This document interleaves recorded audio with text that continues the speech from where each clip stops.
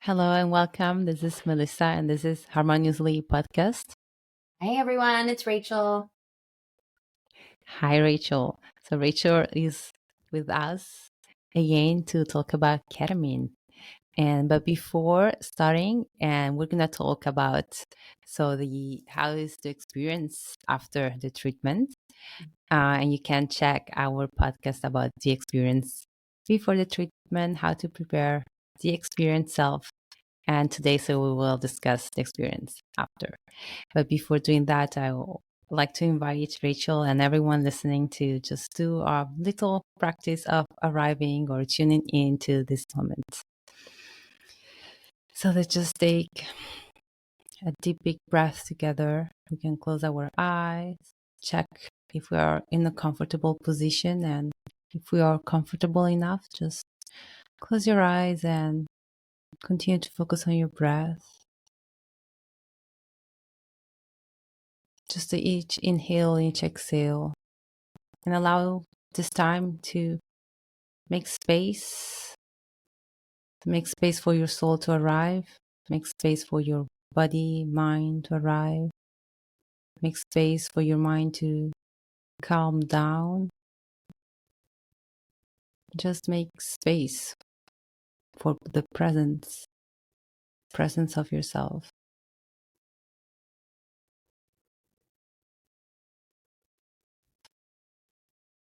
And slowly take your time, slowly open your eyes. Much better.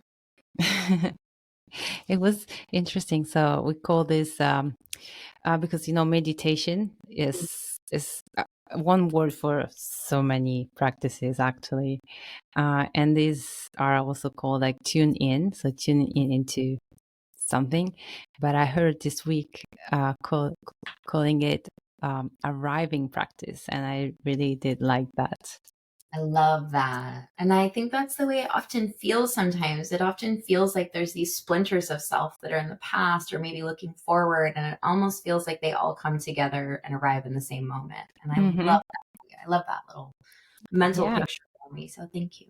and maybe that's a good introduction to when we arrive at the end of the experience with ketamine. Yes. So let's talk about the kind of post experience from ketamine. Um, I think there's kind of a division of space where perhaps the first few moments are more of that liminal space where we're not quite out of it and we're not quite in it. So it's kind of this transition or in between space. And I think this space can be a really beautiful time. We're perhaps laying down, maybe we're in our cozy bed, maybe we're on our couch, but we're cozy and we're starting to have more traditional narrative enter where we might be thinking, what's for dinner? I'm a bit hungry, or like Mhm. regular like thoughts start coming in. And I think in this space, oftentimes people start to hear the narrative and they go, oh, okay, I got to get up and, do life again. And I really Yeah. encourage people to kind of sit and savor this moment. It's almost wave like if we allow it to be, where perhaps there's still a little bit of the non ordinary state there. Mhm. Perhaps there's a little bit of the ordinary, but kind of oscillating between them naturally can be a really beautiful way to kind of, I think, get the final moments of the experience, which can still be valuable. I think Mhm. a lot of people may be reflecting on the experience, like, that was strange, or that was so beautiful, or maybe there's a feeling in the body. And as language starts to be more available to us, it's nice to kind of put names to things like, oh, I feel freer, or I feel Mhm. lighter, or I feel warm. Even these little things. I think it's important to kind of savor this moment a bit.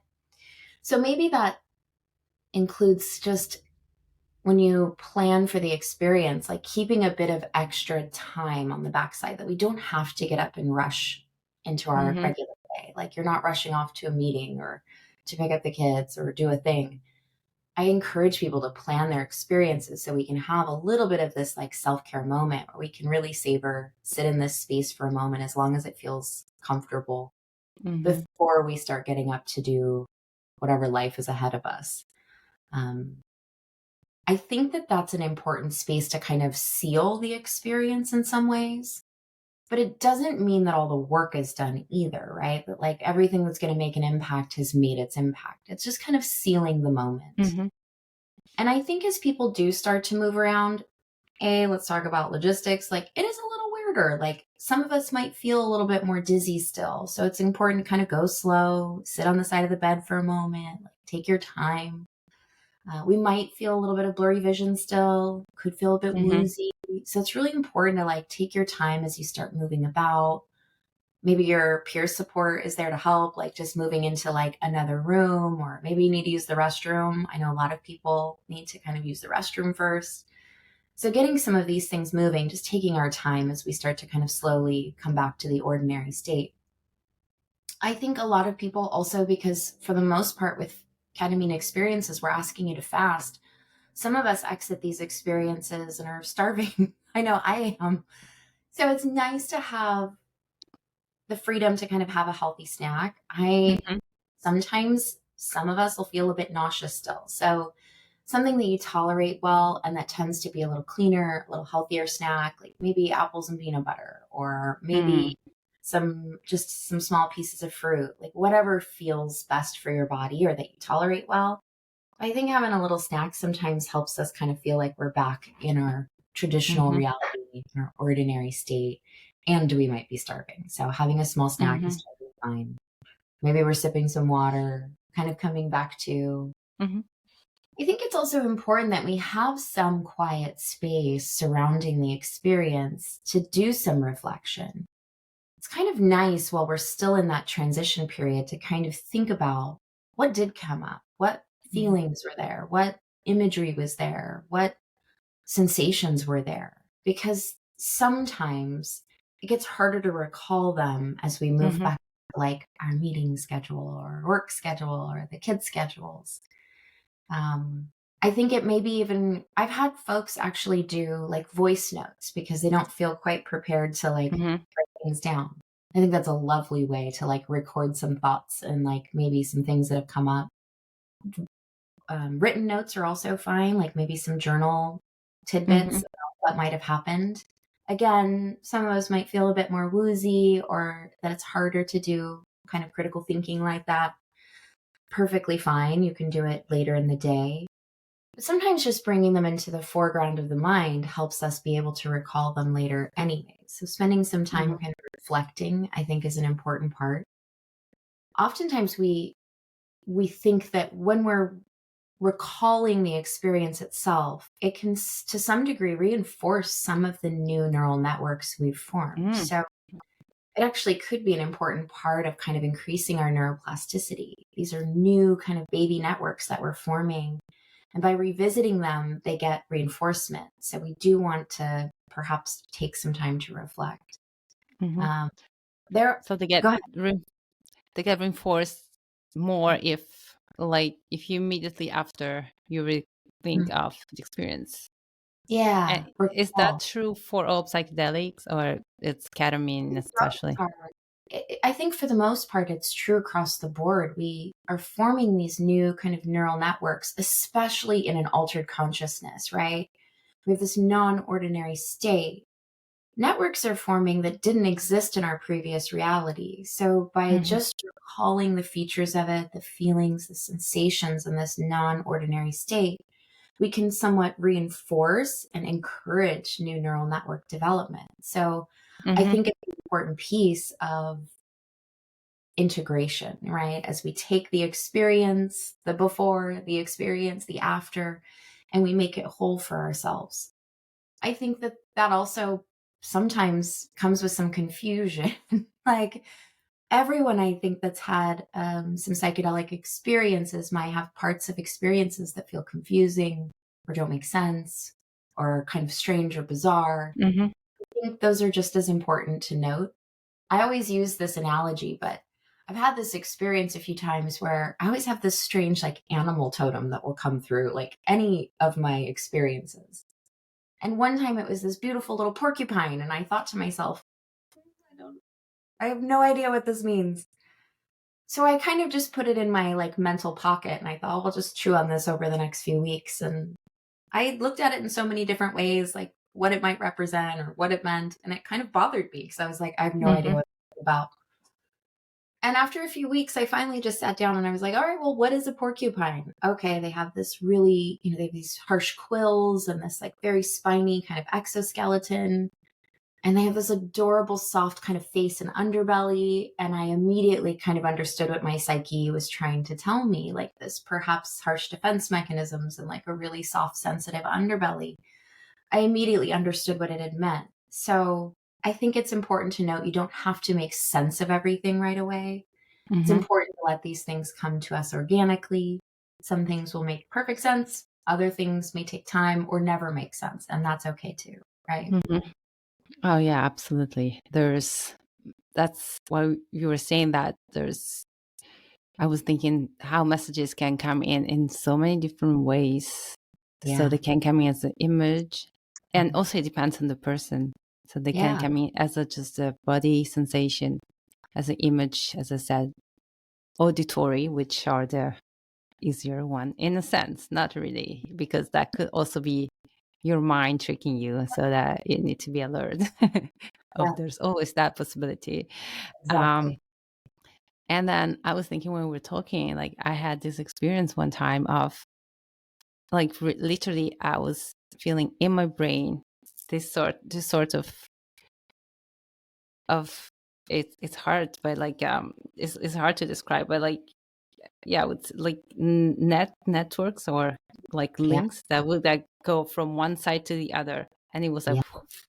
and they were just passing through like a sort of lighting. Yeah. So I could hear, see, and feel it as a lighting, and Mm. time and space would like go upside down. It was really interesting. Oh, Um, and powerful. I was leading a ceremony. I don't know what was that. I still don't know. I just came up when you said it. I was Yeah. leading a ceremony, and at a certain point, I literally like time and space will like keep going upside down. So whatever was out was in, or whatever was up was down. Mm. While I was when I lead a ceremony, I sing. So I was singing my medicine song, and this was happening in my brain. And at a certain point, I completely stopped singing, and then because there was this wiring happening, and it Yeah. was just like a certain point for maybe a second, I was in no time, no space, Mhm. completely. Um, so I was thinking when you were saying immediately after to like write down, take notes, how this can that can like improve the neuroplasticity. Okay, Yeah. it's not improve the right way, but like reinforce. Yeah. That's what you said. Yes. Reinforce it. And so I was this experience came up because I was thinking, okay, that's how can someone be able to reinforce this experience in any way? Then it would be hard to write it down. Yeah. So I was thinking, and I've never really tried it, but I think it would be a great suggestion to just sit down after and also revisit like Mhm. a meditation in your mind, like re-see, re-feel that. What do Mhm. you think? Yeah. I absolutely agree. I think it allows for kind of an organic process to take place, which is always best, especially rather than like forcing self to like write a note or, audio record something, which, right, uses different portions of our brain in the first place. Mm-hmm. Meditation, and we could, as you already said, use different words for this, right? Arrival or completion or sealing this kind of experience in that way allows for us to kind of organically complete some of these networks, make sense of things, or even just kind of stamp them, right? Like this has been stamped as something I recall, I noticed, I felt, I sensed, because I think you're so spot on that it doesn't always fall into an auditory or a verbal or a language center. So it Mm-hmm. can be very difficult to describe, just as this experience was for you, which I think brings up like a really interesting other space. Like I have struggled a bit, and I know some of my patients have, with kind of being able to describe the ineffable, right? Oh, This yes. is that space that, like, how do you describe in language that is known to us something that's so non ordinary? And so big and so vast. So Mm-hmm. I sometimes recommend art. Like I have actually found, like I'll paint watercolors after my experiences. Like once I'm feeling like I have some dexterity back. And I find that sometimes tapping into like an artistic space allows me to Mm-hmm. utilize different mediums to kind of make sense of something or work it out or kind of represent what had occurred. So I think there can be a really beautiful interplay between like the meditative component of just of this organic recollection or Mm-hmm. sealing of this and art where we're not using traditional kind of verbal skills or Yeah. auditory language Mm-hmm. centers. We're using like art, which can be anything, right? So in fact, while you were saying about this experience for you, I imagined like painting these beautiful constellations or networks, right? So almost sometimes I think of in my head as like spider webs, right? So they have all these Mm-hmm. beautiful rungs and connections to each piece, and they're so perfect. But I think painting these or perhaps working with another art medium that you might enjoy. Mm-hmm. Also, I think art is just another beautiful way to allow our mind to kind of expand in different territories. So it could be considered almost, although a bit of a stretch, a kind of continuation of the non ordinary state, right? This is Mm-hmm. not traditional language. This kind of supersedes all of that. And almost to go back to what we were talking about in our last podcast, the way we think, right? This Yes. conceptual form before we speak, like this imagery. And Mm-hmm. when you were talking about languages and how you translate, like that stuck with me that you're forming almost pictures in your mind first. So I Mm-hmm. think it can be a really beautiful way to integrate when it's moved forward as well, like through art Mm-hmm. or other types of mediums. Do you ever do that, Mel? Do you ever do any, like, do you have an artistic practice outside of?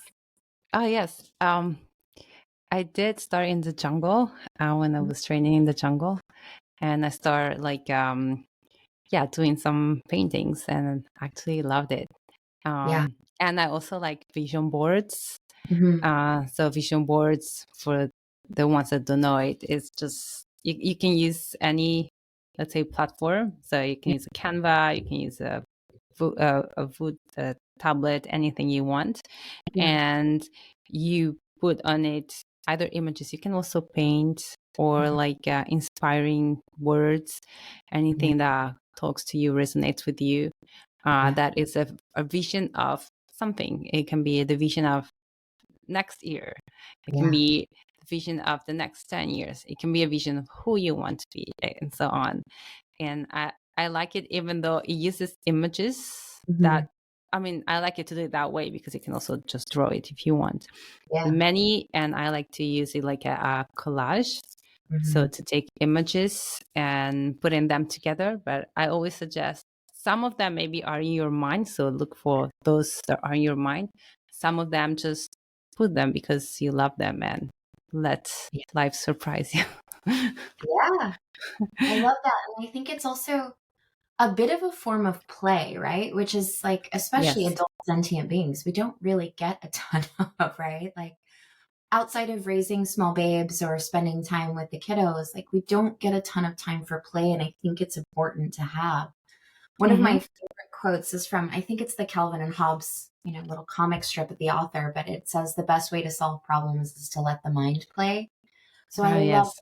the idea of like returning to play because sometimes when Oh, we take a yes. step away from something, we're able to see it with a different lens, which I think is exactly what Absolutely. I like to do. So I love that they.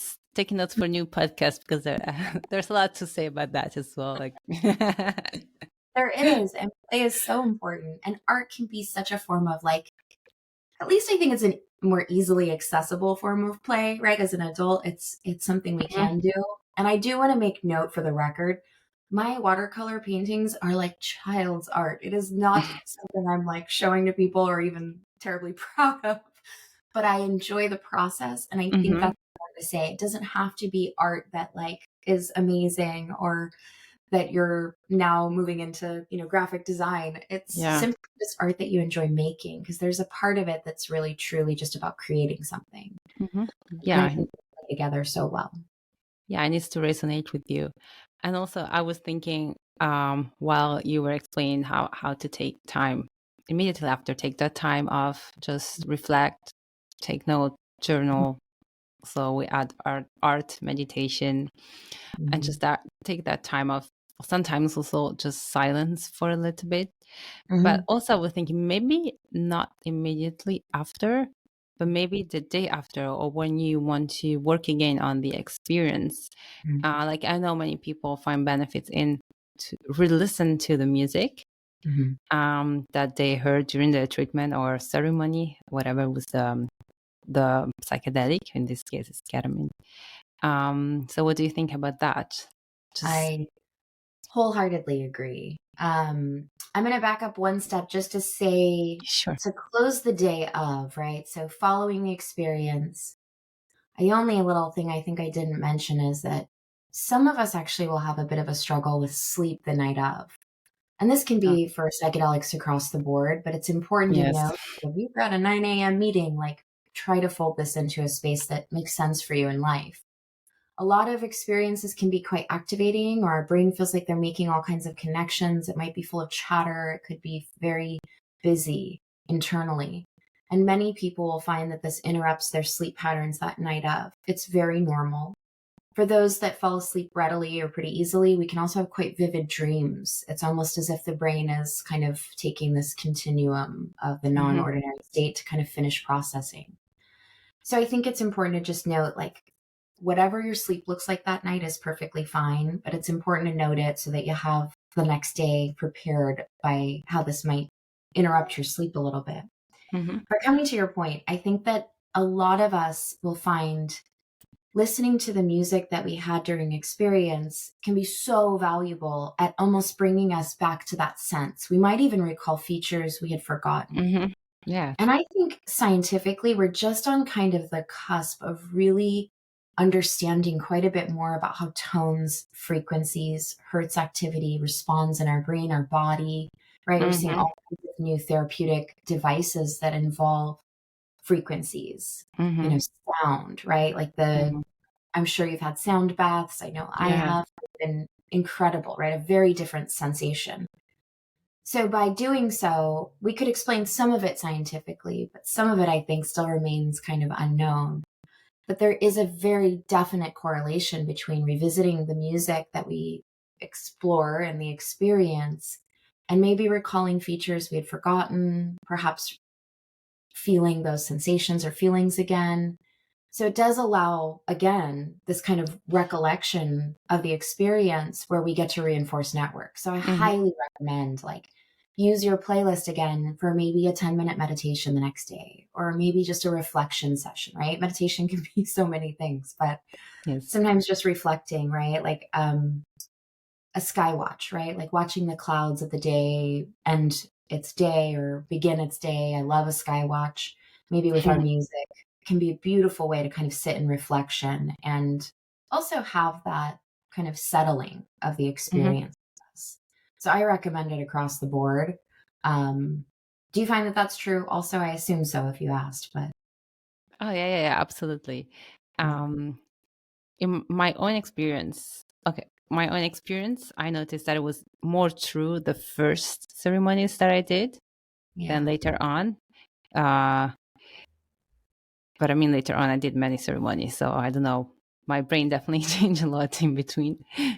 But yeah, the first ceremonies, like probably for nights, many nights, yeah, either the sleep, as you said, but mhm, like because I would put the music before going to sleep, and I would try to meditate on those music, and definitely it was like another like a lot of other visuals or like things I would have forgotten. And the same is true for so many people yeah, that I worked with, that yeah, they not only they have a special connection with that music mhm, after doing a treatment with yeah. that music, but also the music helps so much to relieve and revisit and reinforce a lot of the work done. Yeah, absolutely. So I think the music, tones, frequencies can be a huge part.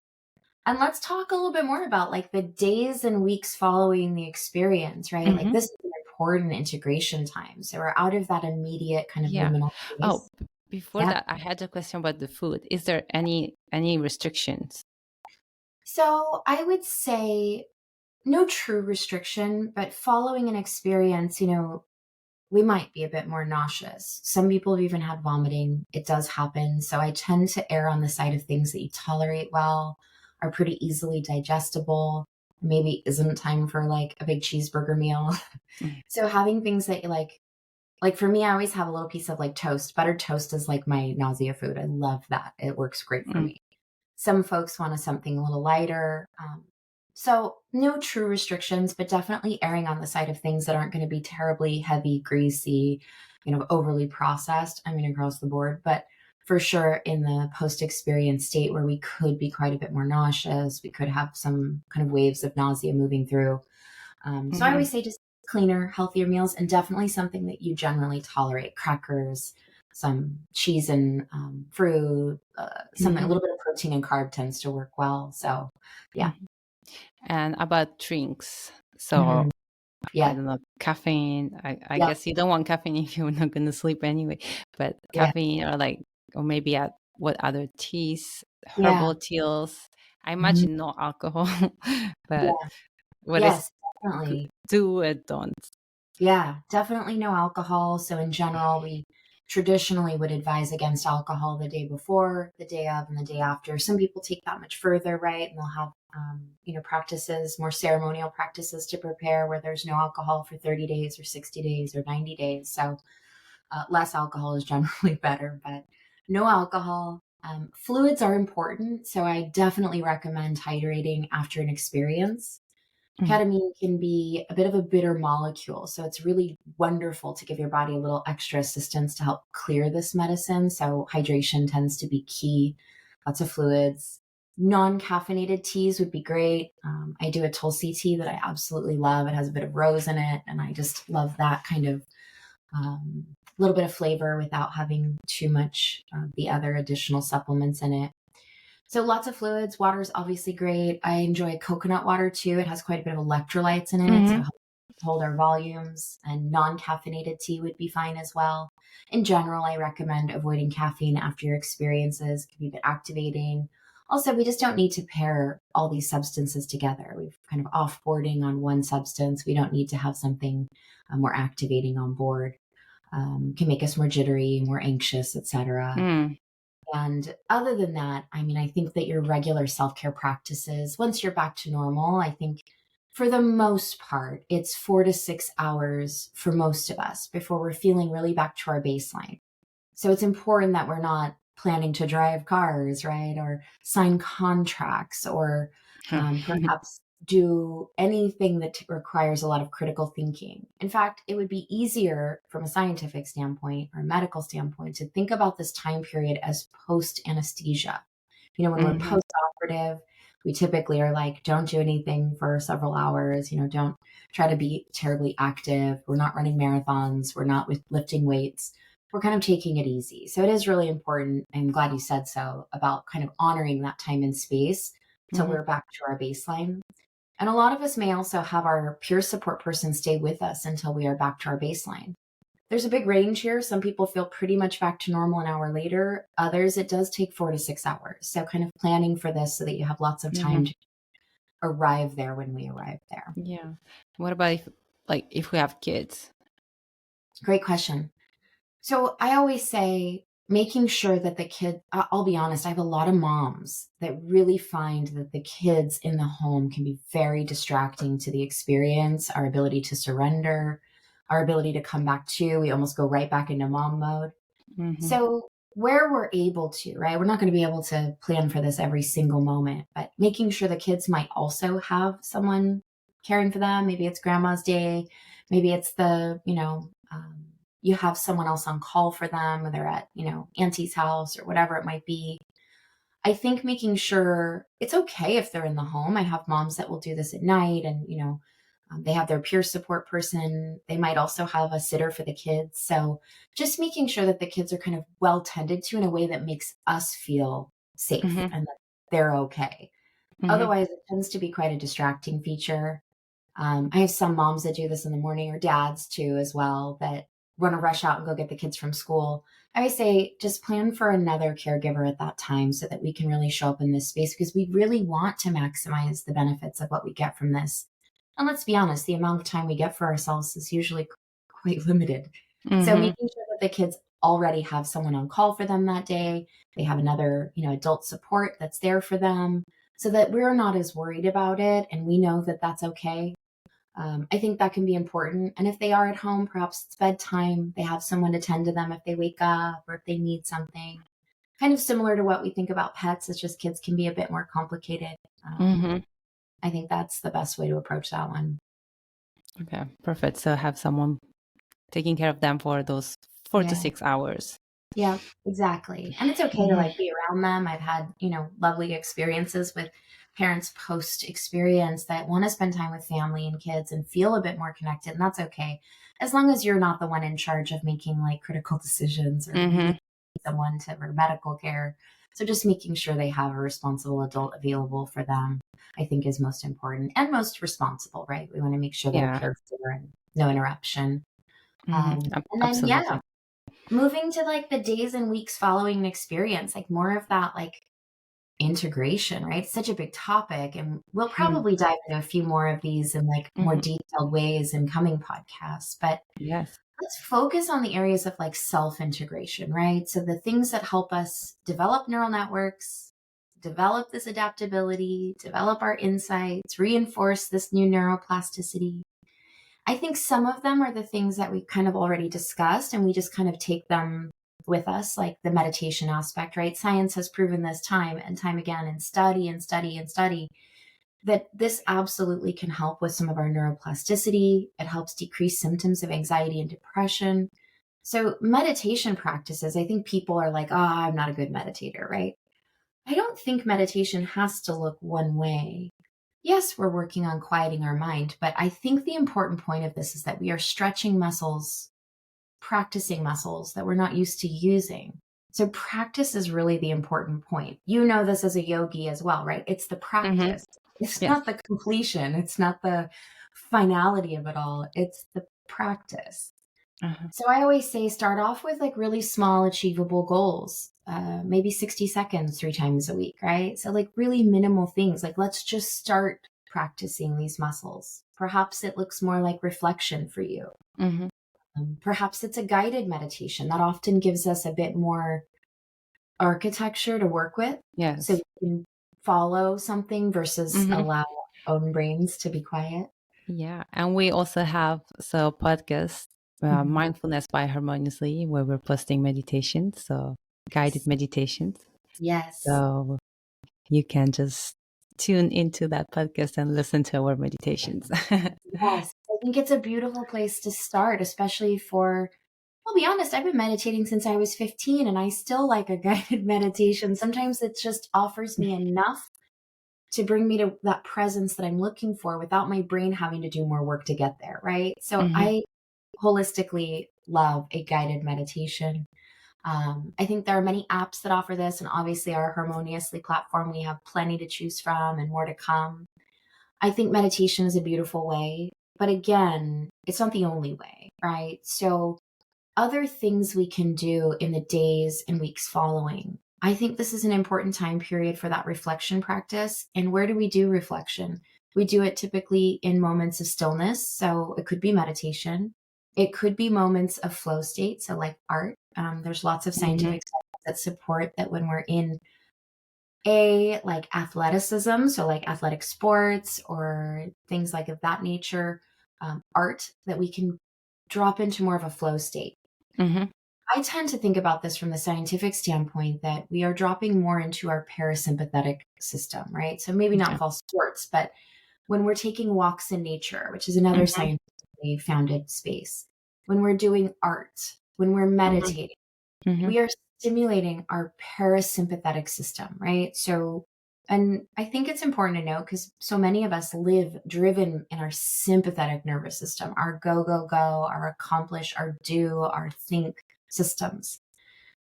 It's important then to be very deliberate about trying to access our parasympathetic system, which is our more of our rest and digest system. So, yes, that means foods and sleep, but it also could relate to the digestion of information, right? So, when we're Mm. digesting a concept, a feeling. So, ways to access parasympathetic are breath work, right? So, we want to stimulate vagal nerve. Mm-hmm. Humming. So I've taken up this humming practice when I do dishes to stimulate my vagal nerve. It just helps me almost meditate while I'm doing dishes. Oh, nice. There's so many ways, right? You could incorporate these types of things. You mentioned singing, you sing for ceremony, Yeah. singing, humming, all of that accesses some vagal nerve Mm-hmm. stimulation, which is associated with more of our parasympathetic state. So, prayer, chant, meditation, walks in nature, humming, singing, all of these types of things can be kind of more of a deliberate intention to access our parasympathetic system, to kind of digest whatever has come up. Oftentimes, I'll have people report that in the days following a powerful experience, they have almost these, you could say, light bulb moments or Mm-hmm. epiphanies, Yeah, right? yeah, Where they yeah. go, oh, and something just makes sense differently than it Mm-hmm. did before. And they almost see it as like exactly as you described in this ceremony for yourself. These networks are forming, they're lighting up, and they're making Mm-hmm. these direct connections all of a sudden in a way they were not connected before. Mm-hmm. These can be really powerful moments.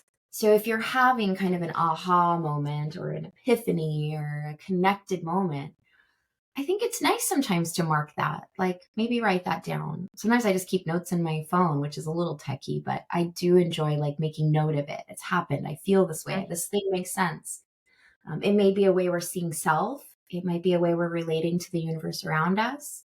Could be something from our childhood. It could be something from our future self. So making note of some of these kind of important connection moments, I think is important, but it's more important to allow space for them to occur, right? So all of the practices we just kind of talked about really, I Mm-hmm. think, help us with this self integration, the process of taking part of our psyche in the non ordinary state Mm-hmm. and making it part of our whole psyche in the ordinary state. So making something whole, which I love the concept of. So this is that self integration. But What Mel, for about what about dancing? dancing is a beautiful way, another flow state. Absolutely. Body movement. I mean, Yeah. I think any somatic practice, right? So we get so caught up, and I am so guilty of this, like being so over intellectualizing and over cerebral. We forget how important it is to move the body because, Mm-hmm. there's been so many famous works, but The Body Keeps the Score is a beautiful work. Yes, yes. Talks about how we store trauma in our cellular body. We've proven this time and time again. So moving our body can be a really important part of this. Dance can be such an important part of like moving something through body, shaking something loose, like getting energy connected again, getting mind and body connected again. Mm-hmm. So dance. What other types of physical activities? What else do you think? Well, I mean, obviously yoga, but Yep. there's many kind of yogas also. I would suggest to pick from depending how you feel. But remember, also restorative yoga is really really good for again calm down and maybe that'll give more time to breathe and have more insights. Uh, Yeah. Also, yoga nidra. I love yoga nidra.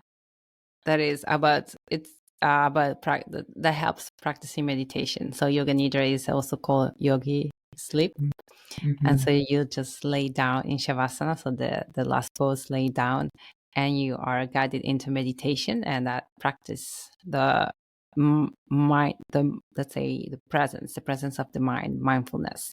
Yeah. So that's also that can be a beautiful one.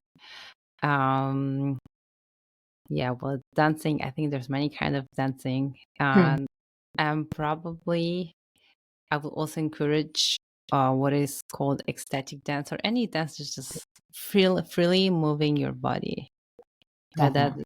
without any um like even though if you're a dancer and you want to do your dance, definitely you have already that connection, but also that free Yeah. flow of the body that really helps for also the second chakra for creativity and I think in this situation also. Yeah. Um I agree. That's it. And you said walk in nature already. We already said that. Yeah. No, I think you're right. And I love yin yoga as well. Like long Oh, held yes. poses can be such a beautiful way to kind of drop into somewhat meditation and also a bit of body Hmm. fluidity or movement. stretching these big, long, kind of harsh muscles that need a little long stretch. I agree. And I think dance, I think free form is great for this time period. It's almost also a form of play, right? Or you can just release whatever's going on. It might be faster, it might be slower, it might be rhythmic. Kundalini too, right? I mean, it could be part of that energy as well. So I think Mm-hmm. there's so many ways to find some movement. I think it's important to note that, like, it also may not be something really positive that comes up, right? It might be an emotion that isn't pleasant and feels like dancing. So, what if it is something that's feeling a little more stuck in us, or something that feels sadness, fear, anger? Maybe it's a bigger emotion that we're working with right now, right? Psychedelics have this incredible capacity to kind of bring to the foreground things that are stuck in us, or Mm-hmm. things that we've tried to avoid in the first place, right? And I think Mel and I will spend a little bit of time doing something more deep on the like challenging experiences, how to work with those in another podcast. But briefly here, I think it's important to note sometimes it can bring up things that are difficult for us to manage. So we might be left in the post session managing like a big emotion, managing something that feels heavy, managing something that makes us angry or Mm-hmm. upset. So there are other ways that we can deal with this. And I think all the things we've mentioned are just as valuable here. But I find sometimes when I'm dealing with like a bigger anger or a bigger fear energy, um, and my therapist taught me this, was just throwing ice cubes. I like big energy you can move through you, and it feels kind of destructive, right? Like a little Kali energy.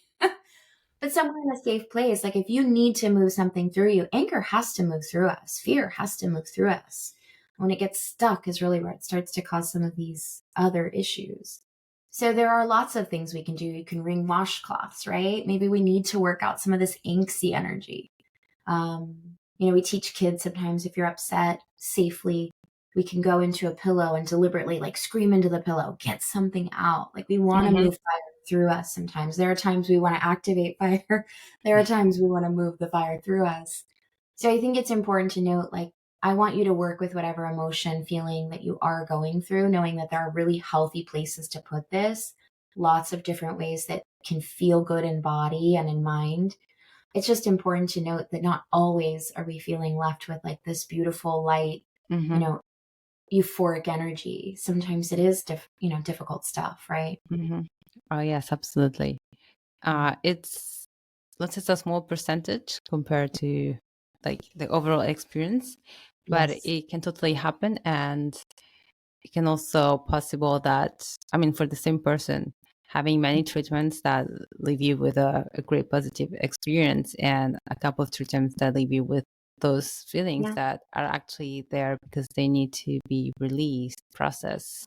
So they nothing wrong happened. It Mm. happened what it was supposed to happen.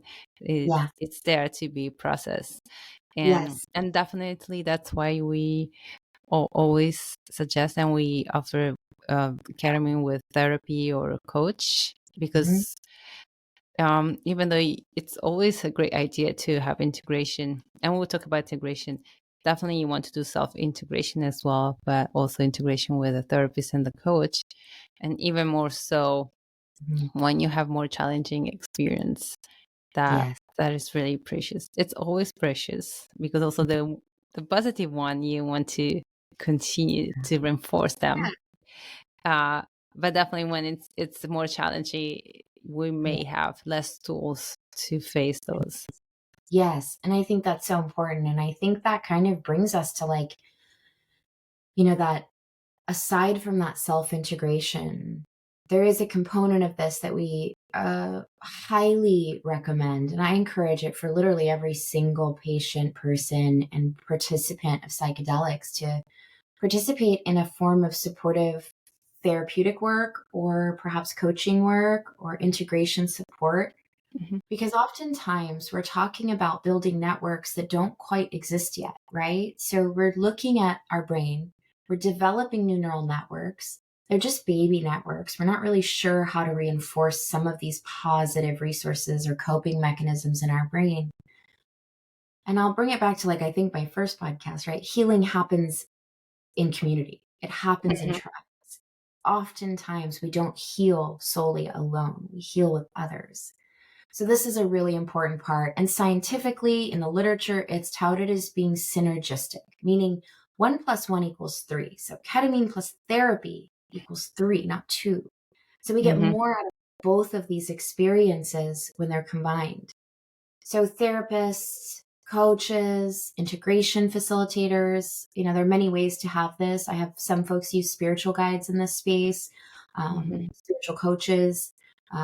Religion is for sure can have a space here. I think there are lots of ways to get this, but we do need others to help us perhaps process things we don't have the architecture for, right? We haven't built all of this yet. So Mm-hmm. oftentimes we have to talk about it. We have to put it out there. We have to practice building a new coping strategy. Yeah. Or I often think about it from a psychological standpoint, removing some of our cognitive distortions that we might have, like Mm-hmm. upgrade these templates. And that is often best served in the work of health coaching, spiritual Mm-hmm. coaching, emotional coaches, also Yeah. psychotherapy, right? So Mm-hmm. utilizing these services is, I think, paramount to getting the most out of this type of experience and really moving forward, right? Like Mm-hmm. making growth, making healing, which is what most of us are here to do in this capacity.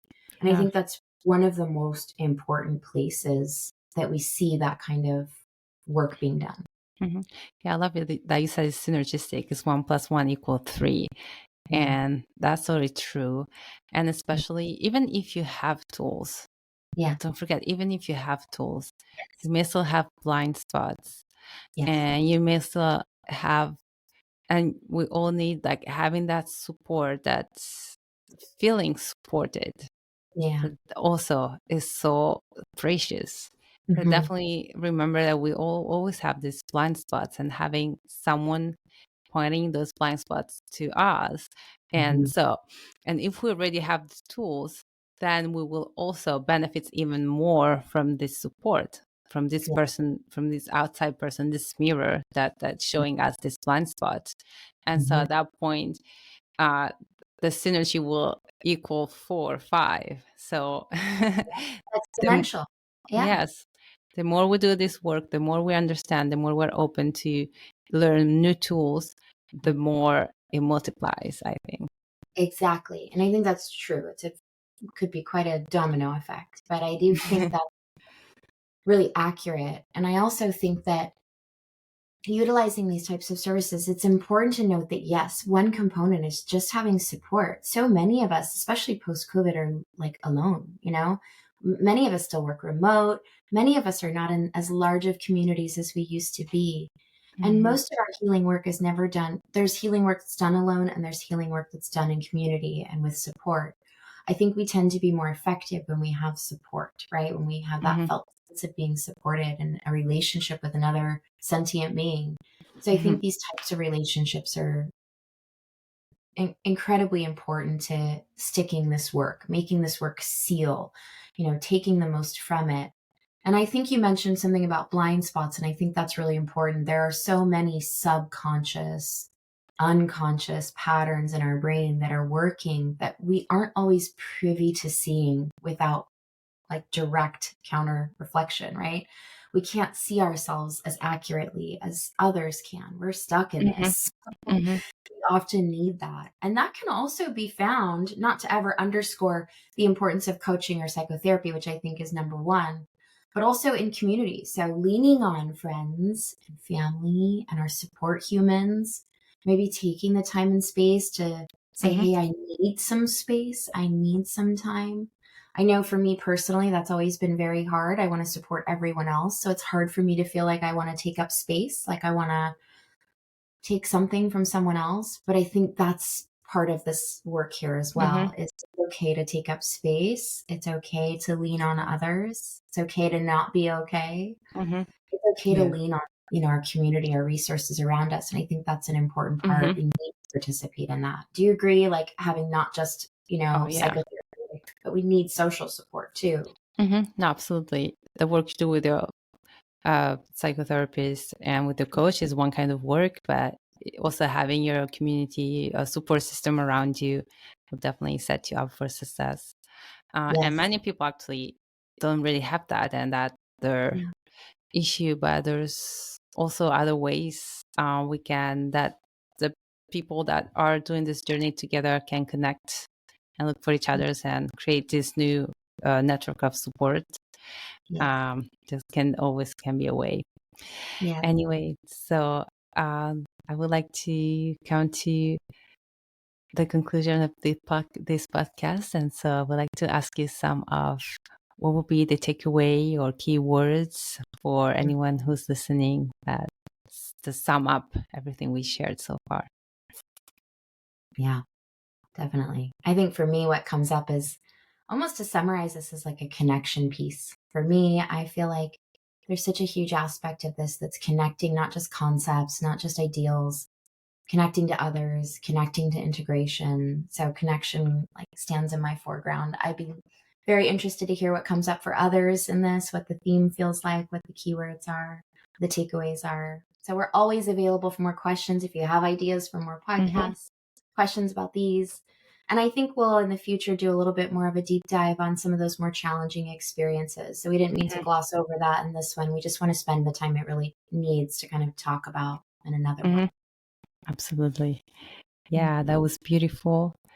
I think for me, I would say one keyword would be coming back somehow, Yeah. like coming back to our new self. Mm-hmm. Yeah. Self, right? Like this presence, this home, this little nest that's inside of us. I agree. All right. So thank you everyone for listening. Thank you, And everyone. Always good to be here. yes, thank you so much, Rachel.